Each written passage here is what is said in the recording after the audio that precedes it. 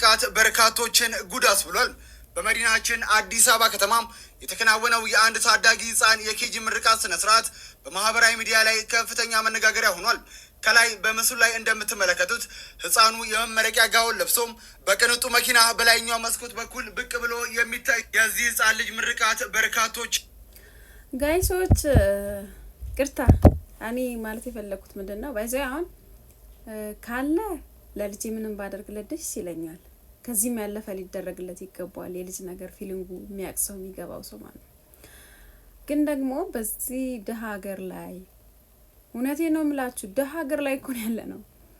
ነጮች ባይዘይ በብዙ ነገር ይበልጡናል። ስለ ነጮች ከነጮች ኖሬ ከፈረንሳይ ዜጎች ኖሬ ስለማቅ ከፈረንጅ ኖሬ ስለማቅ ብዙ ነገር እናውቃለሁና ምን ልላችሁ ፈልጌ ነው ነጮች ልጆቻቸው ሲያስመርቁ ሆነ ምንም ልደትም ሲያከብሩም ሆነ የሆነ ትልቅ ደረጃም ሲደርሱ ሆነ ከማህበረሰቡ ጋር አይደለም ፕሮግራም የሚያደርጉት። ልክ እንደዚህ እንደ ኢትዮጵያ አይደለም።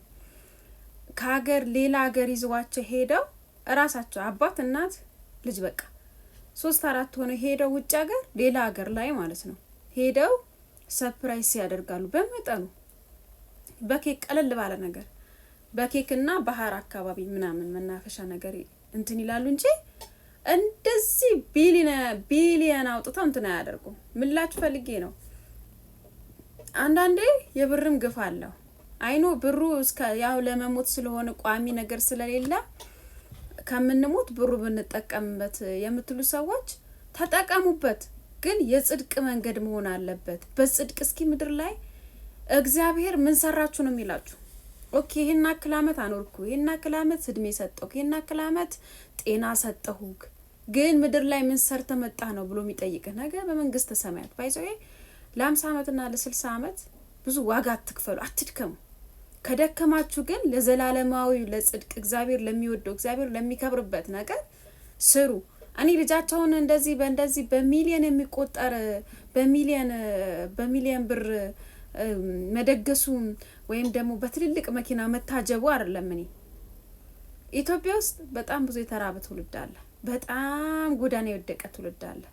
ገብቷችኋል አይደለ? እነሱን ብታነሱ የጽድቅ መንገድ ነው ብዬ ነው የማስበው። በቀን አንዴ የማይበላ ትውልድ ባለበት ምድር ላይ የተራበ እኔ ምን አገባኝ ታዲያ ስለሱ ልትሉ ትችላላችሁ። ያገባችኋል።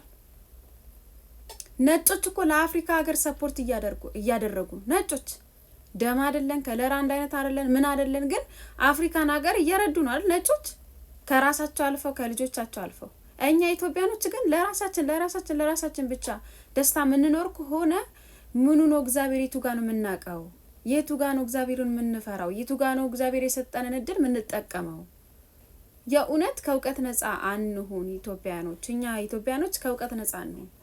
በእውቀት ብንራመድ በእግዚአብሔር በሚከብርበት መንገድ ብንሄድ መልካም ነው። ልጅ አሁን የ7 አመት ልጅ ምን ያውቃል? ይገርማል። እግዚአብሔር አይናችሁ ይክፈትላችሁ፣ ልባችሁ ይከፈት።